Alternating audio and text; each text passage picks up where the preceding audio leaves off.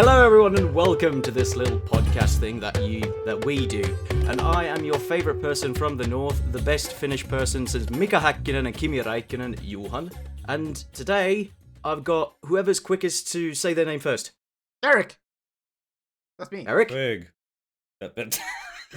Kyle, I'm also here. Hello. This is not how we do the intro. This is the most I don't- low-key... I don't know how we do the intro. This is why we can't record on You Thursdays. are on the This is why episodes, it's a I've listened to weekend them. thing we do it on. We've got low vibes on Thursday. It doesn't work No. for us. Anyway, this time we have played the Batmensch, the Batman, a character I've never heard of. Batman Arkham Asylum. I think given that Gotham Knights came out recently, and we've recently lost the late great Kevin Conroy, the definitive voice of Batman for 30 plus years. The definitive animated voice.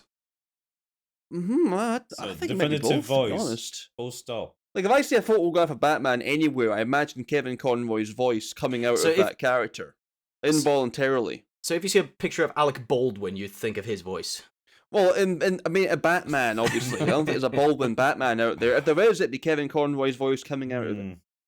I could see it. Okay, Johan. Who's the definitive? I mean, not now, I live action? couldn't. A definitive live action. Batman can't use guns. That would be Adam West. Okay then. That's just you dishing out that's hot your takes to be dream. controversial. That's the lamest bait you've given us so far, and your that's dream a team, bold is it? statement. No, I don't know. Maybe Keaton. It's George Clooney. To be fair, I feel like there's very few actually bad Batman out there. I think.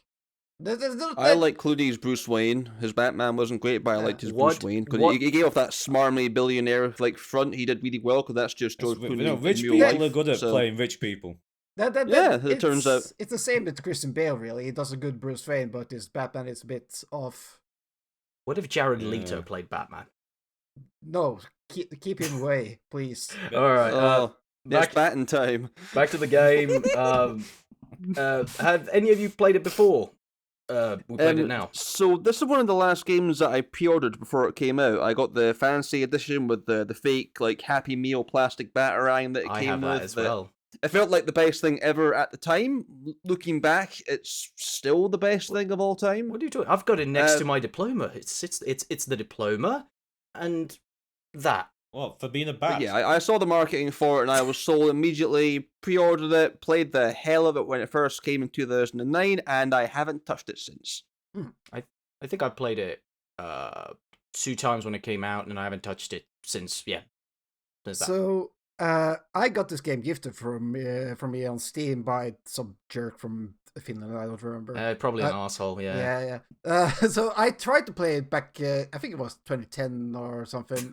But I didn't have a good enough PC to run it. So I think it's like my PC overheated and crashed in like the intro segment, so I couldn't really play it. This thing pushed the boundaries back then. It was quite a graphical powerhouse back in 2009. Yeah. So I basically like, I'll play this when I get a better PC, and then I sort of just fell to the wayside until now. Yeah. Really. Greg? I've just never played it. Full stop. But you had it. But For this thing you played on the PS3. So is that your original copy? I had the copy, but I got that. It was well after it came out, and it was at that point. Like a job lot of 14 games Yeah, that it you was got, at was that. it? And It this was happened at to that come point with... where PS3 was being phased out, so you could get a lot of the games really cheap. So I thought, and did you have any desire to play it? Or Or was it just one of those, I'll get to it at some point kind of things? Yeah, I'll get to it at some point. I mean, I've heard it was good, so I'll give it a whirl. I mean, it came out in a pretty stacked year, to be fair. Back in that's when games used to have bumper years. Yeah. You don't get that thing that often anymore. I've got a list of games that came out in 2009 to sort of rattle through just as a kind of a reference point. Before you go through it, I'm sad to see that it wasn't in the top 10.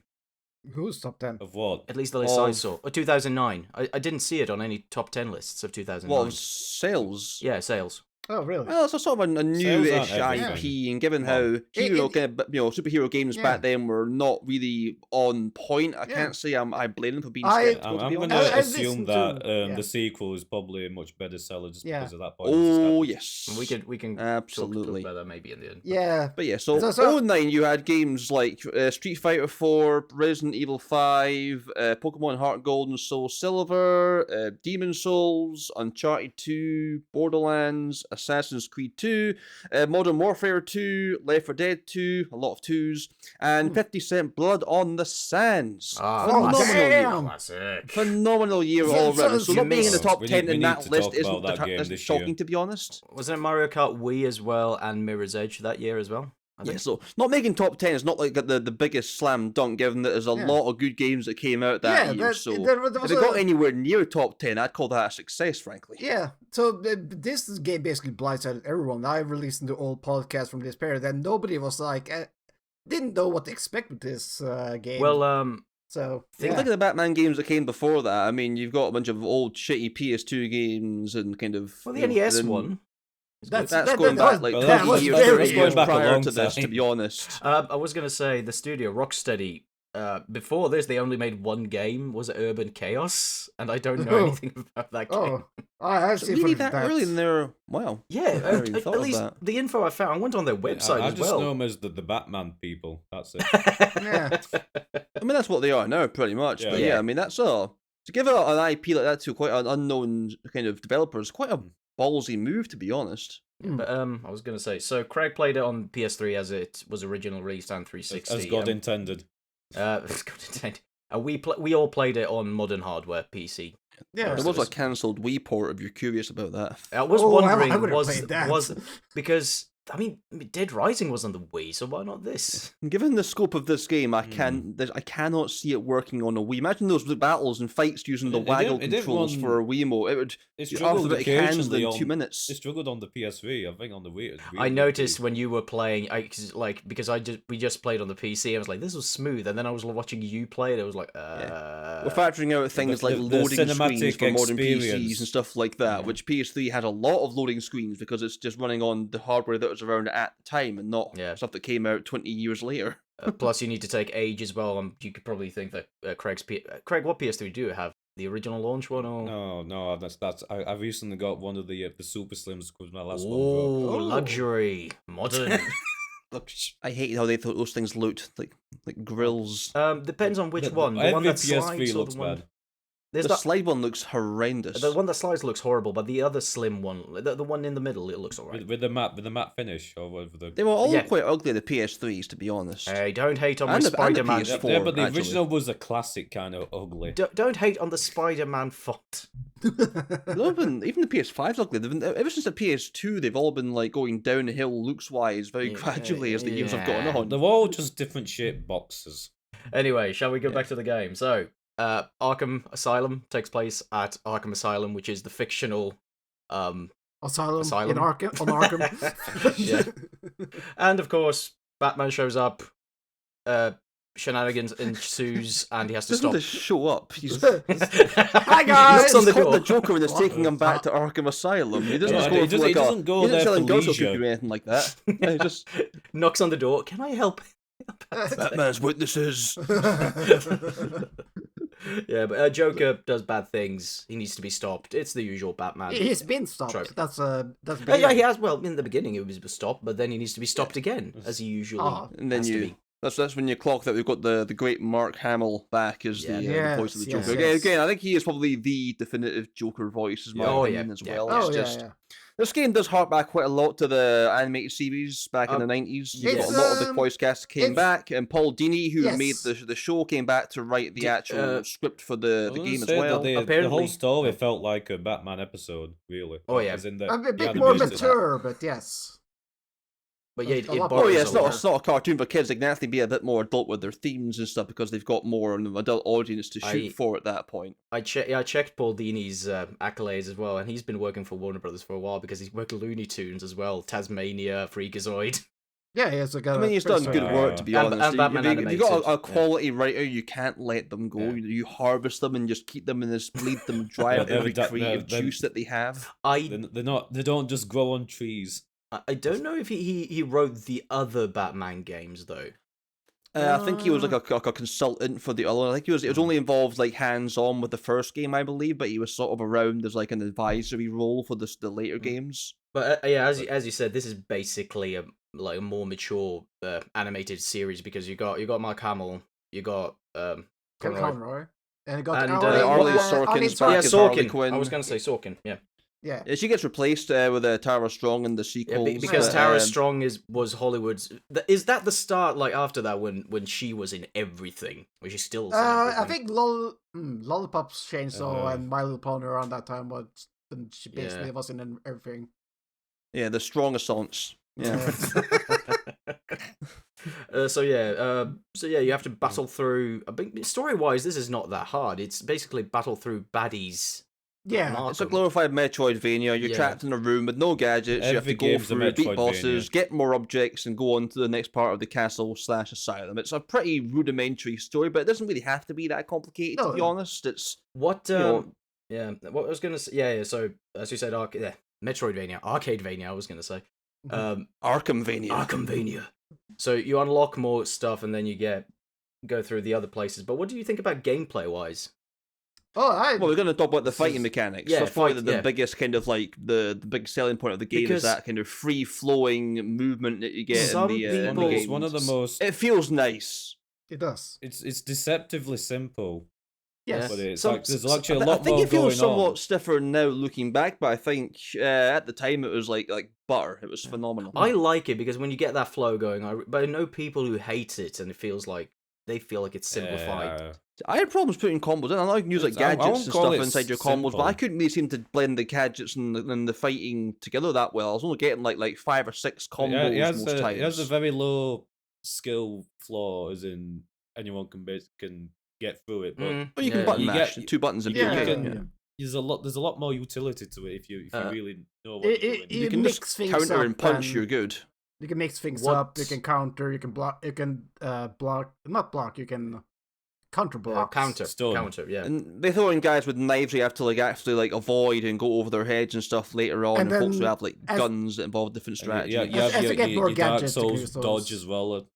Yeah, exactly. You start putting in explosive gels and start using your batarangs in combat if you're being really into it. But it's a bit of I don't really enjoy using the gadgets with the fighting. It doesn't really feel as intuitive as it maybe could have been for the first game. I don't think it doesn't really.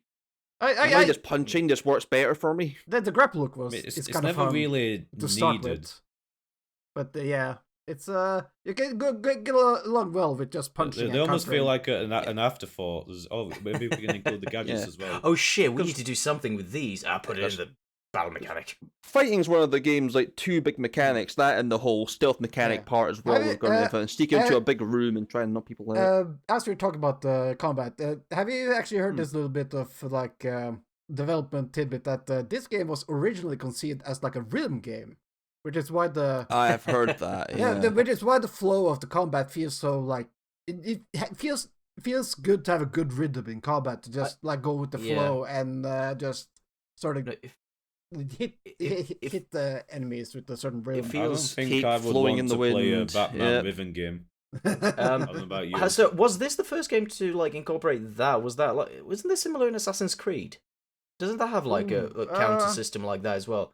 And the same year as well, this came out. It's not that revolutionary of a mechanic, really. No, I was just wondering, what game started that kind of, the... I think that's the point in time where games started to get really kind of creative naturally. I think the games always hit their creative peak at that point before it became kind of diminishing returns after kind of that last generation kicked in. You had the new technology that could do better things that the old consoles couldn't do, and we're hitting certain thresholds that I think we've not really been able to smash since, I think, in that situation. So, and it was before people started learning what actually makes the big bucks for the executives to games as services and stuff like that. Yes, horse armor.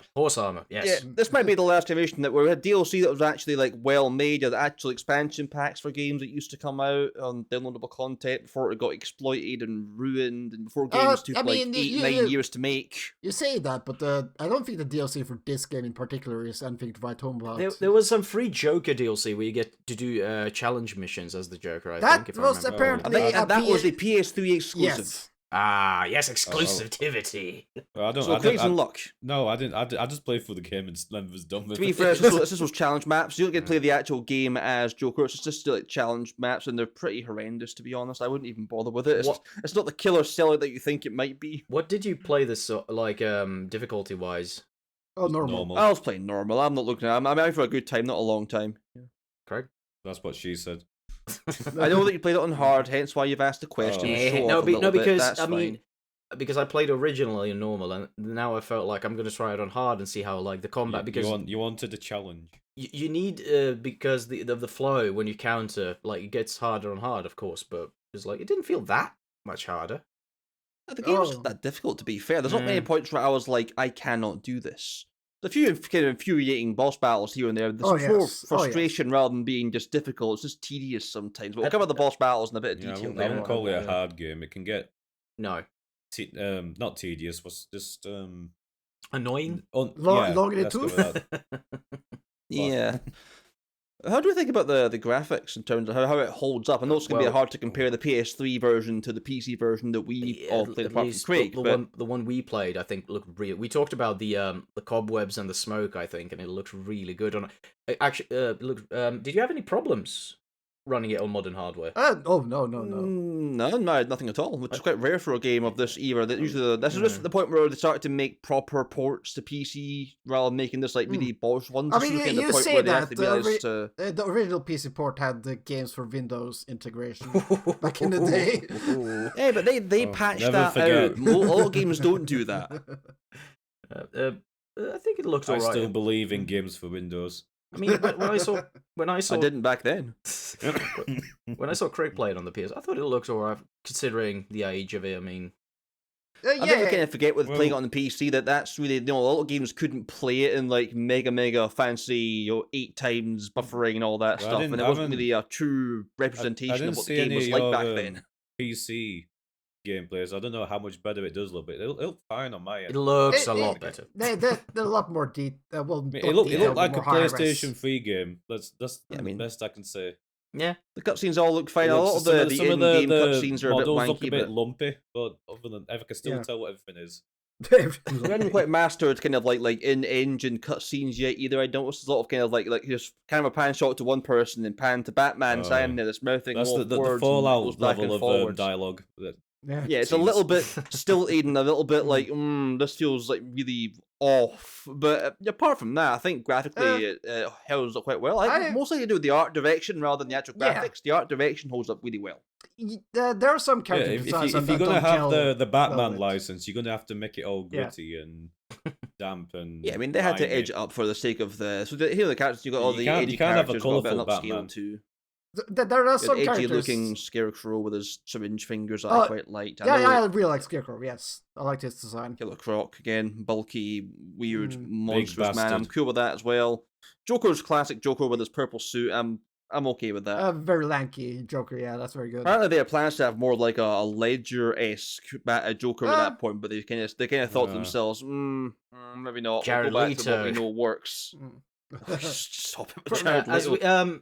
Because in the sequel you can get skins of the animated series, but I don't think they had that for this one. No. You can get an armored skin that you can only use in challenge maps when you beat the game, which is kind of pointless at that point, to be honest. But hey, what do I know? I'm not a game developer. So I feel the need to criticize like one aspect of the character designs, and the female characters in this game is kind of ridiculous. Not in a good way. Oh yeah, it's a bit much. I feel they could have made tone it down a little. Kill. It's always one, isn't there? The pseudo dominatrix like steampunk Harley Quinn is a bit too much on the nose for my taste. It's a nurse costume mixed up with the Harley Quinn costume. I didn't think it was that. I do like the normal Harley Quinn costume. I do. I didn't think it was that egregious, to be honest, but maybe that's just me. Also, I generally don't enjoy how most normal humans look in the game. They look a bit weird, yeah. they look just like silly putty. It's the aesthetics, it's the art direction they went with. They look too... Were there any good-looking human characters in any game at that point in time, though? Uncharted. Mirror's Edge. I don't know. Uncharted being the rare exception, that was like its main kind of selling point, and look how good the faces look. But look at games like the Fallout games that came out. You can't use Fallout. You can't. Okay, I can and I will use Fallout. Fallout has always been the ugly, beaten stepchild when it comes to models. Oh, that's a bit harsh, but I guess. But yes. Fair enough. But yes. But yeah. I think given that most of them either have like masks or face paint on, only the actual the guards look a bit off, and there's not many of them, thankfully, that really get in the way. So I don't think I can be that rude about the graphics on the basis of the games that came out around the same time are probably on par with this. Oh, that's fair. I think it's just a case of it's 2009 game. It's going to look like a 2009 game, but at least it has the art direction going for it because it's Batman and everyone likes Batman.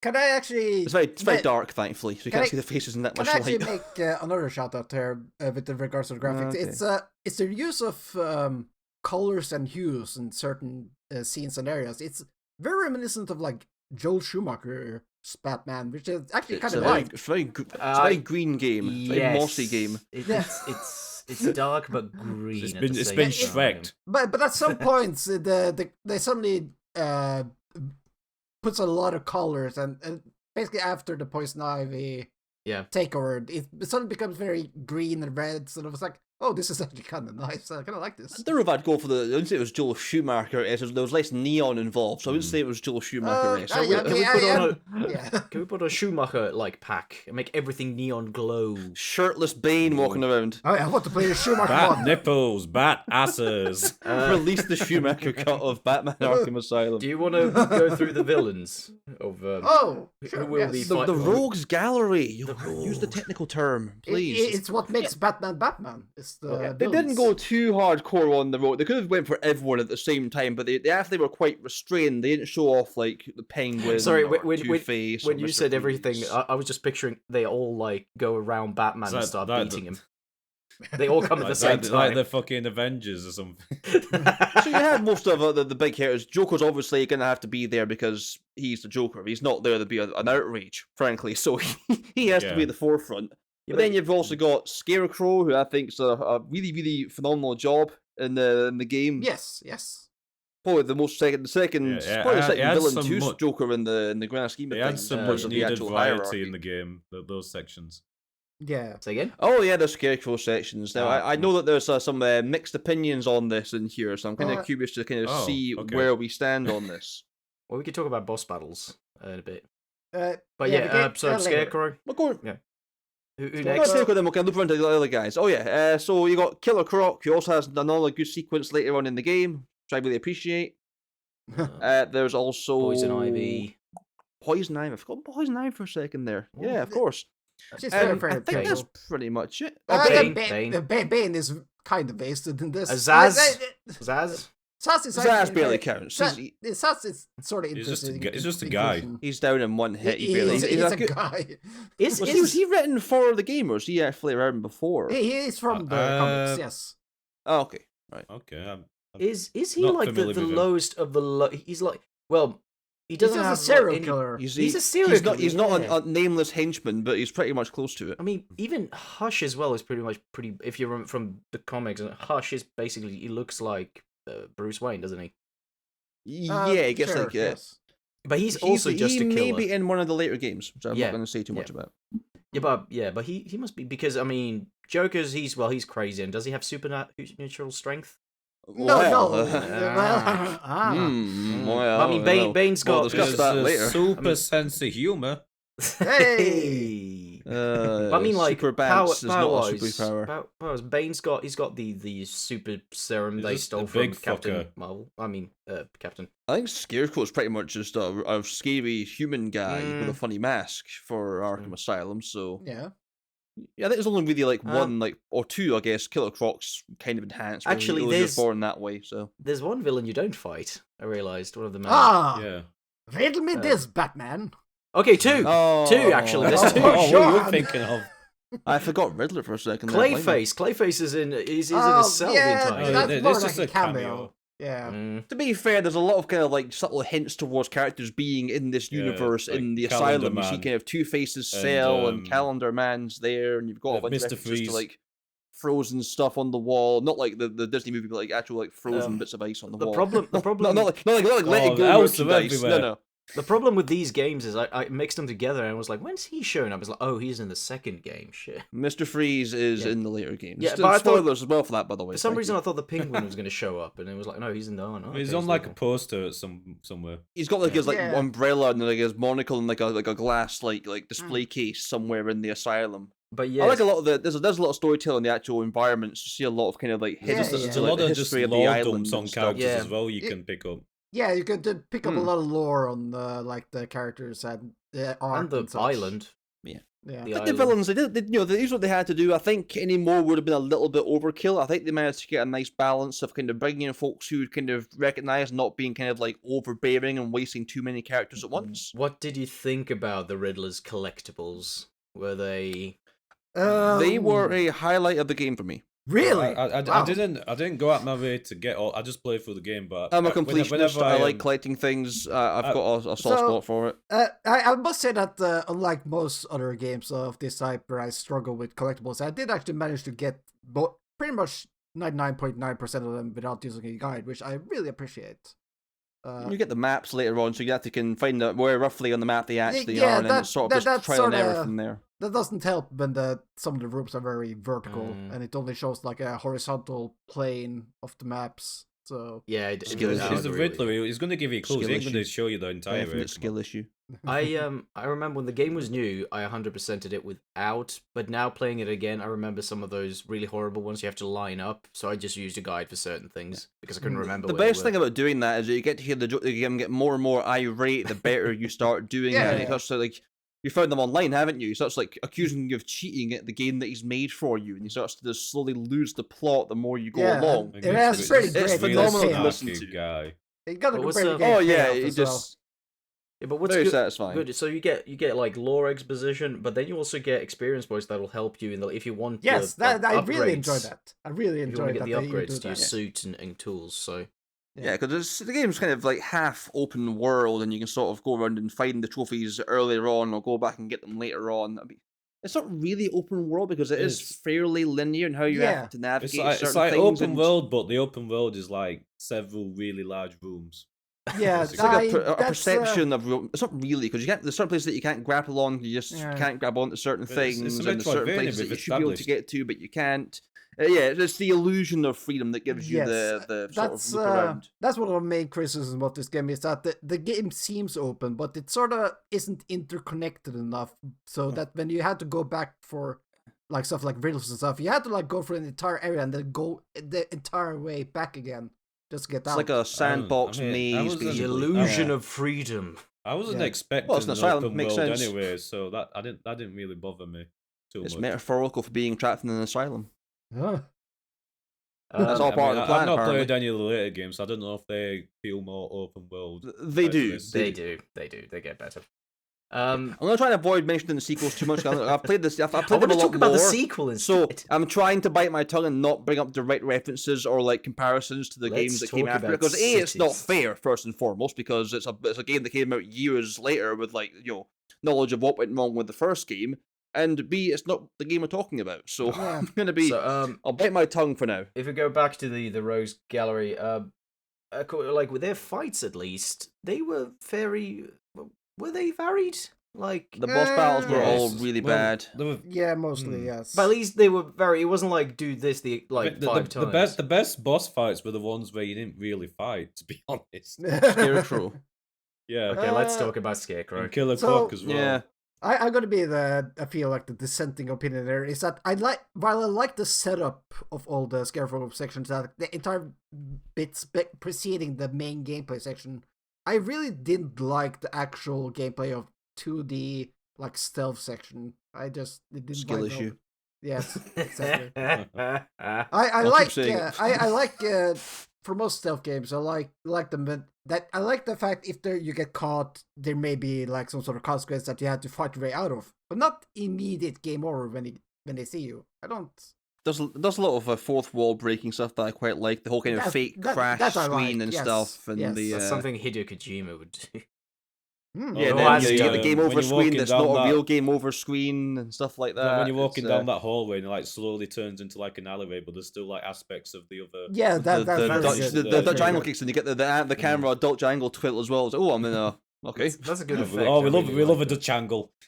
I love a good Dutch angle. Bring more of that, please. Like Kenneth Branagh, Thor-esque angles. I need more of that, please. Does the Killer I'm gonna have to tilt my monitor sideways a little. Does the Killer Correction count as a boss battle? It's just a section. Yeah, I think it does. I would say it's more like a gameplay segment. It's a boss sequence. I'll give you that one. Oh, okay. But yeah, I think that's one of I love that part as well. I know you guys were a little bit more like on it when you were playing it. It's a very tense section. It was fine. I like it. I like the tension. It's a nice welcome change of pace to this. Get into a room with the boss battle, just mash X until he dies a couple of times. It's I liked it quite a lot because of that. It's a different mechanic that wasn't just the same boring beat 'em up section that all the other like fights had before it. Because I know that the majority of this game, that or at least the parts that people like are the fighting and the combos, but it's nice that there's other stuff as well to like break it up. A bit of variety. If it was just like that all the time, people would get sick of it. So the trophies as well. You get the trophies to help break up the combat sections. It's a bit of a variation of gameplay rather than just getting into a room of folks. People forget about the fact that Batman isn't just about fighting. He's actually does some detective work every now and then. He's smart boy. Look at the old stealth sections too, which are kind of interesting sometimes. I actually really like the stealth sections. But those are as well. Like swing from column, grab one man, run away. I mean, go from other column. Instant death if they see you because they kill the hostage. Oh yeah, those as well. Yes. Also, if they're armed, those guns deal some heavy damage really quickly. Yeah, I like trying to beat them, and then you don't die immediately, but you're pretty much fucked if you don't immediately get out of there. I could have used more gadgets for those sections, but I didn't really feel the urge to. Gadgets like a gun. The bat gun. I mean, like batarangs and like the gels and stuff that you can use, and I didn't really use that much of that in the stealth section to try and get an advantage. And maybe I should have done it a little bit more, but the game never really compelled me to do it. I'm just a simple man. I like to sit on top of gargoyles and swoop down and grab. I watched you play. It was excruciating. Yeah, I like using that. But can I say, I remember there being more of those gargoyles section because when the trailers came out for this, I remember that was like the big thing. You can sit on the gargoyle. There's a fair amount of them, I thought, in general. There's a good half dozen at least, from what I can remember. The majority of the stealth rooms had them. Yeah, but they all play out in the same kind of way. There's more bad guys, or they've got collars on that beep when they get knocked out now, or there's a hostage in play, and it's just it's a little bit samey. I think. So do you think like when what was it called, Amadeus Arkham, when he made this, like put gargoyles everywhere? Yeah, you can hang. I'm not talking about the animated they get series. the bombs on them later on, and they all get detonated after you go use them for the first time. It's like a bit of a variance to the gameplay mechanic. That's just one room, though. That's just one of those rooms. They don't. Yeah, I thought they would do it more often. That appears to just be it after that. They know Batman's tactic now. It's like, okay, we're going to counter this. He likes his gargoyles. They didn't care for his massive X-ray vision, though, did they? The detective mode tends to make that all a little bit academic, to be honest. I noticed that when I started using detective mode, I basically used it the entire game. I was going to say, a lot of folks I've seen seem to basically have that on at all times. I didn't do that, but I can understand why some people... There's basically no downside, realistically, apart from... Depth, the combat's harder when you can't see the blue like bolts on their head when everything's blue in the background as well. But then you get to fight against a bunch of skeletons. Apparently, they're spooky. Apparently, people who worked on the art team for this game basically hated that everyone used detective mode all the time and playing the game because they hated all the work they put in the game. You must look at my textures, please. Don't look at the creepy 3D skeleton man over there. For 6 months. Maybe they should have. I mean, I'm assuming. I know we weren't going to talk about the series because I've not played them, but I'm assuming they changed it because of that. From what I can recall, it's less detective mode like reliant. From what I can remember. I'm just saying, this is what I remember from that. Isn't it? It's not a skeleton. It's more like a red outline that you can see.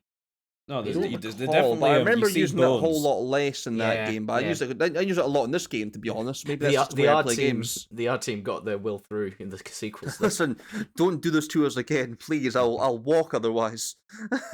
If we go back, most annoying boss battle I think is the Poison Ivy one. Yeah, it's not great. That one. I didn't like Bane at all. Well, the problem with Bane is that once you play that boss battle, you have to basically do that for the entire rest of the game because there's a lot of enemies that compensate. Yeah, it's basically they introduce a new enemy type. That's basically just another Bane that you have to deal with every now and then. Yeah. Poison Ivy had a bit of an interesting. It was kind of like a semi like shmup mechanics, almost trying to avoid the what do you call them? Petal bombs. It was fine. It was okay. But it's a trope we've seen. There's been in Resident Evil. Is that the game's only like 2-phase fight of the entire game, though, from what I can recall? that changes. Oh, I thought you meant something else. Two phases. Two-Face? Yeah, Well, that's two phases. PH. Yes. Oh, I think most of the fights are where you beat them once, and that's pretty much it. But then she has like a comeback in a bigger form when you beat her the first time round, which I thought was quite nice. I didn't like that. I just wanted to. It's the only one though. I thought there were other fights in the game, maybe a bit later, which I felt it should have had more to it. That is true. In more detail later on. We'll talk about that towards the end. Yeah. Should we talk about the mechanics? About like the navigation in general. Like gadgets and stuff. What do you feel about that? Batman moves too slow for my liking. He's a really cumbersome man. Glide everywhere. Yeah. And it's also kind of like he's got his finger to his ear and he can't actually run until he gets off the conversation and stuff. And it's just like, I've got somewhere to go. Can you be a little bit quicker, please? You get the line launcher, and that makes it faster to get from A to B, but he's a little bit cumbersome. Wasn't it the same in Dead Rising, the first one? He walks really slow. You get a phone call from Otis who comes through, and then he calls you back when you get hit by someone. Yeah. Really annoyed. I think they do that in Gears of War as well, don't they? I don't like it. I want to just talk to you. You've got the earpiece in. You don't need to hold your ear with the earpiece in your ear. Just walk around normally. Why hold your ear like that? Because developers, they want to have all this extra dialogue, but they don't want to like stop the player like in like a cutscene. But they just have them walk really slowly instead. Kojima doesn't do that. He does stop the game entirely. It's like that standard thing that people hate when you pick up like audio logs and you have to be in the pause menu to listen to them instead of walking around and listen to them. This game doesn't do that, which is quite nice. Luckily, it doesn't do that. Yeah. And there's a lot of audio logs to go around in this game, to be honest. Yeah, going back to the Riddler, like you pick up and you get lore, which is really nice, getting like all those audio logs, and there's multiple ones for each character. And you get the Amadeus Arkham backstory and stuff, and that all plays into a different thing as well. And yeah, it's nice getting a lot of context. I mean, I know the stories for all the characters. They're quite common, how Two-Face became Two-Face and how Poison Ivy became Poison Ivy, but it's nice just hearing it like in universe like reason for it. There's a good balance between like people who just don't know too much about Batman and getting them up to speed, as well as having stuff there for people that know all about it. This game's world building is phenomenal. I just realised there's another baddie as well. Well, half of a baddie. Scarface is there, but not the ventriloquist. What's his name? Is it ventriloquist? It's just a ventriloquist. Yes. It's he's voiced by Mark Hamill in this game because he's been like controlled by Mark Hamill in the game, so it makes sense. Well, the Joker, not Mark Hamill himself controlling him. They should have had that as a twist, like he takes over the Joker. Or the Joker becomes Scarface. It was actually Scarface the whole time controlling Joker and not vice versa. Nobody expects Scarface, see? Oh, it's a dumb now, eh? Or is it like whoever controls Scarface is the ventriloquist? Is it something like that? It's just a psychosis. Well, I think. There can be only one. There's a. Has Scarface been in anything else besides the animated? Well, he's probably been in the comics. Yeah. That's also a nice thing. The detective comics. He didn't make it in the Chris Nolan movies, no. When you pick up all this info on the Rogues Gallery, you also get like you can also see where they debuted, which is often like this issue of the comic and such. There are some characters that just say that they debuted in the game you're actually playing right now, which means they're not important, basically. Frank the Guard. Frank Bill the Guard. The famous Frank Bowles. Yes, my favorite character in any Batman medium, absolutely. Don't at me. But yeah, this game builds a phenomenal world. It's really rich, and you actually feel like you're Batman. I hate saying that. God, Jesus Christ! I feel like I actually am Batman playing this game. I have dead parents now. It's phenomenal. I'm picturing you sitting in a full Batman suit, dead parents next to you. I'm Batman. I'm playing Batman. My parents are dead. I am Batman. Yeah, we keep keeping up the Batman tradition of like, oh, by the way, he's an orphan in case you went away. The same with his Spider-Man, where you have to keep reminding that his uncle got shot. It's a nightmare sequence for that part with Scarecrow. I can lean into that because that's his biggest fear. That's fair enough, and I can handle that. It wasn't really. Why could you never have a Batman with parents? Where's that? Well, like a multiverse Batman where they live a nice, pleasant life. Correct me if I'm wrong. Well, that'd be Bruce Wayne then at that point. Correct me if I'm wrong. Am I mixing together now? But did he talk? We talks to Oracle. We haven't talked about Oracle at least. Oh yeah, she's like mission control. She's in the game. Discussed, to be honest. Yeah, she's the guy in the chair. Yeah, woman in the chair, wheelchair. Guyette. Yeah. But does he talk to Nightwing at all, or is that in the sequel? Nightwing is not in this game. Okay. He doesn't even talk to Robin. He talks to Gordon and talks to Oracle, and I'm pretty sure that's it. And various other civilians. Oh, and Alfred. No, he doesn't talk to anyone else. Alfred in his weird, like, Arkham Batcave that Batman has, which no one's noticed at any point. He has a Batcave everywhere. It's just a Batcave thing. It's like a franchise. Do you think he built that himself? Like, have you noticed Bruce Wayne's been here for like 5 months? It's like, no. I don't think he came in as Bruce Wayne to do some maintenance work on the tunnels of Don't mind Arkham me, boys. Asylum, no. How do you hire contractors to build a Batcave? That's He killed Very them. subtly and very quietly. Well, no, he had them deported because he's rich. oh, right. Of course, like all rich folks, he employs slave labour. Yes, of course. Genius. Anything else I'm forgetting? Like some of the gadgets and stuff. It's you sort of unlock through the game. Are there anything you guys? It sort of arcs back into the plot as well, doesn't it? We kind of missed out big chunks of plot about what he's actually trying to do and what the whole point of this is. So, as usual, he wants to kill the Joker. He always wants to kill the Joker, It doesn't kill him. It does. Yes, he wants Batman's infamous bloodlust. Yes, absolutely. Yeah, in every comic, he kills the Joker. That's what happens. Every the comic. Titan elephant in the room, where there's a doctor's experimenting on Bane, trying to make some sort of new venom compound that will kind of make like we're talking about the story. Stuff. And, yeah. And it all arcs into Joker actually was funding that project to make his own like army of like Titan fueled soldiers, and that's not good as it turns out. So Batman has to then try and A, get Joker back, and B, prevent this stuff from being spread out into the environment, and it all goes tits up from there in the usual Arkham style. Yeah, he lets all the baddies loose. They're in on it, aren't they? Yeah. Well, they'll be let free by Joker, so why wouldn't you be at that point? Poison Ivy is sort of in with it just by proxy, really. Well, she's only looking after her plants because that's very much been Poison Ivy's MO, and then Joker starts to kind of infect her with the Titan formula, and then she goes a little bit rogue at that point. And Killer Croc just wants to be left alone. Yeah. I mean, a big mood that is, isn't it? Phenomenal. Maybe we're the baddie. Comes into his house, steals all of his plants and stuff to make a remedy for the Titan stuff. It's outrageous. Zip line. And you got to fight all the Titan-infused soldiers you've got to fight, and those fights are painfully tedious. Nah, I like those actually. But you fight like 6 of them for the entire game, and it's always the same with either 2 of them or the walls are electric. Then you can. You have one punch the other, but it's just like, oh, that's good the first time. Now I need to do it 5 times more and fight like 10 minions at the same time and avoid them charging at me. It is fun to buzz and knock a Titan down, then ride on his back and just knock everyone else in the room about. That is fun, though.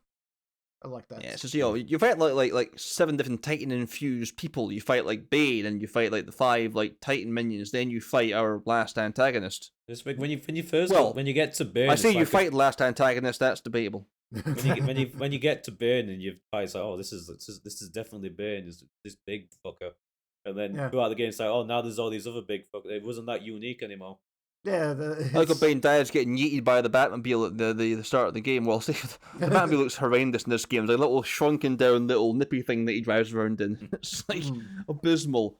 And it's like just runs him over to kill him. That's murder, I'm pretty sure, but that's fine because Batman doesn't kill folks. Everyone in this game is unconscious. It wasn't the Batman. No one dies it was the Batmobile.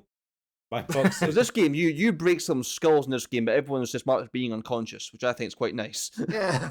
Yeah, when you use your detective mode, it says, "Oh, no, they're just unconscious." And it's like their back split in half. No, they're just. I have like baned this man and broken his back. He's going nowhere, but he's unconscious. He'll walk it off. That's fine. You still see their the chest moving up as if they're still breathing, even if they're all mangled in the floor. You grabbed them with the grappling hook and pulled them off a ledge and face first on the floor. Yeah, it's okay. So you think that wasn't Batman? That was gravity. So you think you should hear them like breathing in agony, like just go like It's like, can I get back up now? Ouchie! Ooh! That's gonna leave a mark. So you did like the finale, the great boss battle end. Now it was. This game has quite a nice build up to the finale. There's a lot of good things going on. You get rid of all the toxic plants and stuff in Arkham. That all goes away. You've got the Poison Ivy fight, which is annoying but quite major in terms of scale and stuff. It's quite nice. And then you get to the main antagonist and Batman's main antagonist going back 100 years or so, and The fight is Well, shit. first It's you lackluster, but first you meet like two big Titan guys, which isn't anything new at that point. But then, Yeah. then you meet Oh. another Titan. oh, Now, This- I know what they were trying to do, and I think that there was a decent boss battle buried in there somewhere, but this ain't it, Chief. this was Also, over did you so not like the quick. concept or the execution? Really, The execution was terrible. or both? I mean, the idea that you only really like punch him like 3 times, and it's all like quick time events more or less at that point, and it's just you're fighting the minions more than you're fighting the Joker at most points So in that what battle you're to try and saying get a is, decent grapple on him. what you're saying is bat gun. He shoots him in the back and he falls down.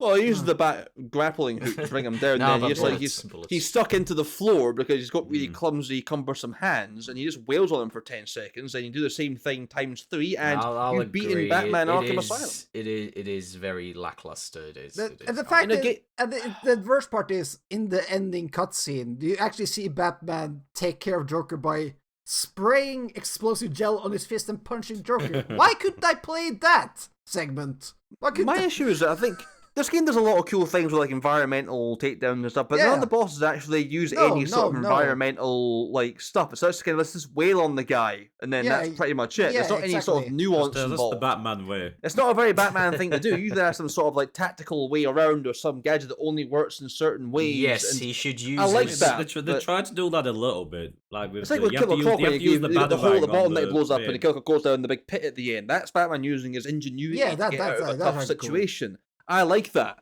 But this Joker fight, it's just you just punch him to death, basically. So And it's you would want him to use his anti-Joker spray. That's, Yeah, called, like- that's like- called a pepper spray. like Adam Westwood, yeah. The anti-Killer Croc spray. He's because got anti-spray for everyone. it's like yeah, just one of those days where you can't It's get like rid of a Raid, big chunk. anti-poison ivy spray. It's just a kind of Raid. No, you use. Is there any insect Batman villains? There's Firefly. Okay, yeah, him. Killer Moth, isn't that one? Is there? Killer Moth. Yes, of course. Which I But didn't you're know was a Michael man. which I didn't know was a character until I played this game and unlocked his character. Yeah, there's profile. like a Easter egg to the moth on the wall. Yeah, I forgot about that. Again, this game does a lot of storyboarding. I like that. You won't see him in any of the games because he's Where was the ridiculous, law? frankly. Where was the law for Condiment King or whatever his name? Where is Condiment King? You go into the canteen, there's like some sauces sitting there all sprayed over. Oh, Condiment King's been here. I can feel it. That rapscallion. That's the good New Gotham Knights enemy. I'm pretty sure. This is going from one thing to another. Have you ever seen the villain from I don't know if it's Golden Era Spider-Man, The Wall. The guy who's just a giant brick wall. Have you ever seen Pink that Floyd? comic? I know about the big wheel guy. No, there's a guy who's basically just a big brick wall, and I think it's called The Wall or the Brickster. I don't know. But still. Bricks and shut the Bricks. front door. Why is he in Did you the guys- games? Did you guys touch any of the challenge maps? No. beyond the I campaign? played a few of them just to check them out. It's just basically the areas straight from the game, and you had to do certain challenges and such. But I mean, it that's pads it out, but I literally had zero interest in any of that stuff. So- I hate challenge maps in any game, frankly. so it's- Besides the challenge maps, is there replayability? I mean, you miss out Riddler trophies, you can go and get the Riddler trophies back from the Yeah. end. You can do the whole thing But again. what if and you just do? start. What if you do it in like your first run? There's New Game Plus as Well, well. I You mean, can you've use played a lot to of have all the games at that point. gadgets. Yeah, I mean, I don't think the game's really built to be replayed. It's more of like a one and done thing. And I'm kind of glad of that. I think a lot of games should be cinematic. one and done more. Yeah. So it's one and done, and then you look at your lovely plastic batarang on the shelf. Yeah, watch it gathering dust and watch it corrode away as the wind hits it. Yeah. Sitting next to your bust of Duke Nukem, that's also falling to pieces. I have that. Stop I know calling you. me out like that. I know you. It's the only two that I own, and they're the worst. I'm sorry, you both got You the funded that shit show. You both got the collector's edition of Duke Nukem Forever. Is that No, I he had has it. it. He has I had it as like a prank gift for my birthday one year. fucking hell? That's what do- I I keep know. telling I own that people game in like 4 different forms. That'll be next week's episode. No, Heads up. never. Duke Nukem never. Joe Dukem forever, coming forever. I was gonna say, wasn't there in the collector's edition as well? Wasn't there like an extra disc with extra, or was it a booklet? You or get like, to go to Arkham Asylum and stay there for a few months. Yeah. no, besides the There's a batarang, vacation. Wasn't there like a similar like lore disc, like the recordings, where you got or like some small booklet about the like Harley Quinn, and there was a bonus thing, but I don't remember what the bonus thing was. I think it comes with some sort of like journal or some psychiatrist. There's like little character bios and stuff that I've got along with the same. It's in the same pack, I'm pretty sure, as a Batarang. It's like a brown like fake brown leather thing. Arkham. It's a glorified disc case where it's got like a bunch of I don't buy the toy editions of video games. I don't anymore. After I bought a shitty plastic Big Mac Batarang from these days. There's no appetite for it. No one's falling for it anymore. That's why. The problem with that Batarang was as well. It had like fake scratches on it, so it looked like bad paint job. Involved, to be honest. Also, you couldn't use it in real life. Well, you could. I tried. It didn't work. Yeah, I got shouted at school for that. Didn't work for me. So this game it's probably the best Batman game to have come out at that particular point in time. That's pretty hard to argue. I think it's also just one of the best games based on like an IP. That's my next question, actually. The best superhero game up to that point. Same year, by the way. Yes. Same year. X-Men Wolverine Origins, whatever it was called. X-Men Origins. that came out. That came out the same year. Oh, that's a different kind of game, but equally But it doesn't have. It's a hack and slash third person, but it doesn't have as well the counter thing that Batman has. It's quite linear though, so it's not got the same scope or scale. No, it's linear. So I think I'd give this the edge over that for that reason. It's been too long since I've watched the launch stream from on screwattack.com. Now on Game Trailers, you gonna name drop that? That's this fucking podcast buried. Well, let's start again, guys. So we'll cut this part out. It's fine. We'll upload this. We'll upload this video. It's 24p on Game to GameTrailers.com. Yeah. Get in my time machine and go back a little bit. Ideal.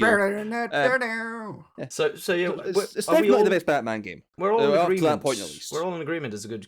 It is worth our time. Then. Certainly, I think great game. Yes. If you think about 2009 as a setting for like hero games of this kind of comic games, it's definitely probably the best up till that point. Given what came before, it wasn't really that great. To be honest, a lot of people like the Spider-Man 2 game, don't they? Yeah. You know what? That's actually I forgot that one. Fair point, actually. Yeah, I think that might be the only one that maybe gives it a run for its money. Was that PS2? It's at least on PS2. par. PS1, PS2. Well, you got Superman 64. I mean, they're very different games as well. So got Batman and Robin on the PS1. Wasn't it Batman the animated series on the N64 as well? I mean, you got the X-Men arcade game, I guess, as well. There was a fair few animated series games that were fairly different on Super Nintendo. There was the Mega Drive one that was quite good. And Sega CD. Oh well, we actually, I seen the footage from the Sega CD. That Sega CD game. It actually has original animation done by the people who did the show and acting. It's incredible. They did that as well for Batman Gotham they have, Racer. They have all the original actors, and it's all like bit crushed Sega CD. Like, it's got that Sega CD. The PS1 game, Batman Arkham Gotham Racer, had like a lost episode of the animated series that they sort of made for the game, especially, and it's sort of like the hodgepodge bits of like animation that looks really good, but the game itself is horrendous and not worth playing for a few extra seconds of like additional animated sequence. So don't bother. Batman games have been spotty before this. That's now we're being nice. 5 seconds of new footage. Yeah, the Batman games were quite bad before this, and apart from maybe NES Batman, probably the only exception. Those were hard, but they're memorable soundtracks, at least. They were well made as well. Yeah. They were actually quite good mechanical wise. But I think beyond that, they ranged from being like to being actual garbage fires. So this game definitely sort of righted the ship and put it in the right direction going forward. Not only for Batman games, but for kind of the superhero genre as a whole. To be honest, but yeah, as we go ahead. No, I was gonna say like the whole combat mechanics. Basically, I think basically every like game after this that was like a third person like action game sort of cribbed from this game when it came to like the action and such. And for combo and yeah. Yeah, I mean, if it works, then why not use it, right? It's something that even the Batman games used and refined later on down the line for their own series. So, and yeah. I mean, the new Spider-Man games, don't they use the They use the same, like, yes, the flow, they use yeah. a very much like a hyped up version of that kind of mechanic, and it still feels very good in that game as well. So it gives you that sort of that feeling of like I am a god in human form. How many? That's what you want from a Batman. How many game. of the Arkham games is there? There's this one. There's City. There is Arkham City. There are Arkham Origins and Arkham Knight. There's the oh, VR one. Gotham Knights. You could throw in there. Handheld ones as well. There's a Blackgate. VR one. There's Arkham Origins Blackgate, which is like a 2D beat 'em up, like a Metroidvania sort of actual thing. It's like it's not very good, to be honest. Is the new Suicide the Suicide Squad game? The Suicide Squad that they're making, that Rocksteady's making right now, is that part of it as well? I don't know if it's part of the same continuity. So I actually heard a tidbit that Ken Conroy did lines for that game, and he's probably going to be in it, but it's going to be weird. Okay. It'll be his last role. Yeah, he's in the trailer for it. You see him did the I Am Vengeance, I Am the Night line in the trailer for it. So yeah, it's going to be in there for sure. Did he do voices for the new, what was it called, Gotham Knights then? Or... Don't think so. I didn't hear Was Batman even in that game, was he? Well, he dies in the game, so he appears at one point. Spoiler. Off-screen murder. No, because there's videos with I watch gameplays where he flash forward backwards, whatever's where he's in it. So, yeah, but I don't remember if it was his voice or not. Hey guys, I'm Batman. Robin. Although I've heard that game is questionable at best anyway. So I haven't. Yeah, but who made that? That wasn't Rocksteady. Does anyone have a computer? Warner Brothers Montreal? Was it the Arkham Origins? Because I heard same guys. I've heard Arkham Origins was actually alright. It was. It's got really good boss battles, and the rest of the gameplay is quite dull, which is quite an odd turnaround from this game, which is the opposite of that. I know people refer to it as more of the black, because I know Rocksteady. I think it was a game that was made to try and buy time between this game and City coming They out, oversaw it, but another team made it basically. Yeah, it was Warner Brothers Montreal made Arkham Origins, so it's not the same core team behind the main Arkham trilogy. Especially it's not in any of the Arkham. I thought they were still involved for. in some regard, but it was more like from an overseer kind of. Yep, that's a Batman game, all right. Ship it. No, it's a game that's, if you like the first three games, I'd recommend going into it as like a little curio on the side. If you can get anywhere. I'm probably going to play City at some point now that I've played this. Arkham City is maybe my favourite one, I think, of the three. I'll agree with you. I'm very I like Night quite a lot, but I think that City kind of refines what this game does and makes it so much better. So I definitely would recommend doing that, maybe for our next episode. Well, not for the next episode, but maybe down the line. There was functions I was looking for in this game, then I realized, it's in City. Shit. Yeah, you'll play City and go, oh, that's how it's meant to be when you play it again. So yeah, I would recommend that, and maybe that'll be a thing for us to do later on down the line. Who knows? Maybe. We'll see. Speaking of later on down the line, should we perhaps talk about what we're going to be doing? Yes, Mickey Mouse Golf on the N64. Yay! Thank the Lord. Not GoldenEye on the N64. Recently released. Oh my word. Just to say to all our listeners, we tried to play GoldenEye online. Yes. Ouch. Listener, singular. I have to listen to this while I edit. Yeah, if you're editing, please see it. But yeah, we tried to play GoldenEye online and it was a fucking shit show. Just so everyone knows before getting for a Switch and trying to play that. And people getting Switches just... Who's buying the console just to play GoldenEye, surely? Yes. But let's just buy an N64 at that point. If you want to play a good first-person shooter made by those guys, just play Time Splitters 2. Fair. Perfect Dark. So, but let's talk about what we're actually going to do for next time. So, what are we going to do, Johan? We're going to play the best game that has ever been made in the 90s. GoldenEye. God damn it. God damn it, it goes back. Metal Gear Solid. Yay! The first one, yes. OG. It should be...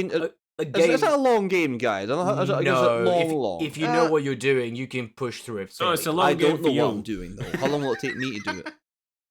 You can use a guide. That's going to be. I mean, knowing you. Do I need a guide? And knowing you, you're just going to skip the cutscenes anyway. So. I will poo-poo you if you skip the cutscenes. There will be a test. I will take this game as seriously as I take all the other games. If you skip the cutscenes, Hideo Kojima will show up and cut you. I will watch them on YouTube after I've beaten the game. That's fine.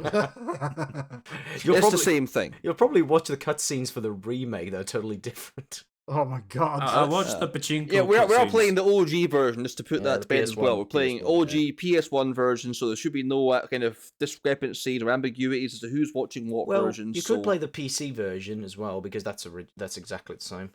There's I've already acquired the PS1 version, so... No, because you play with the keyboard, just the keyboard in that one. That feels tedious. Yeah. So we'll be diving into that next month. So that's going to be a real fun time, because I have zero knowledge of the franchise, and these guys have a lot more than I do. So this should be interesting. Yeah, so I look forward to that. I really look forward to this.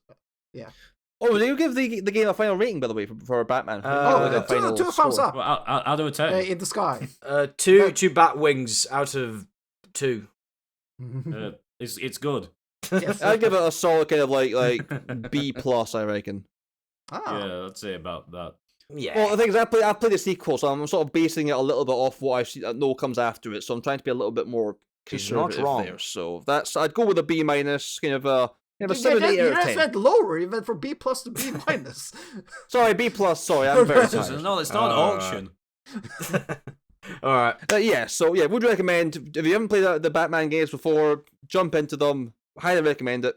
Definitely a good time. You can get them dirt cheap on Steam sales these days for a handful of pennies now. So if you see it there, it runs well on modern PCs. There's no reason not to play it. Go to CEX and buy it cheap. Buy a PS3 and then buy a PS3 version of the game. Yes, please do that. But yeah, I would recommend it, absolutely. Check your local EB Games for your copy of CEX. Arkham Asylum. Don't go to CEX. Poundland. They're like Hungry Jacks. Don't do that. Goodbye. You'll get on the last Steam sale. It was like £2.50. Just spend the money, you tightwads. Yeah, that will do it. Yeah. My bad.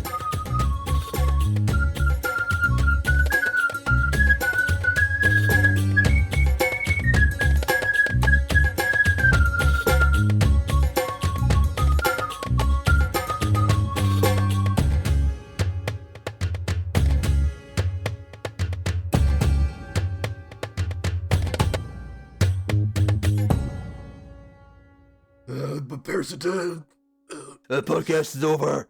The podcast. Stop talking. My podcast is dead. Dead podcast. I should have views. That's not too far off, to be honest. Fuck no. Put that at the start. No one's going to listen to this, right?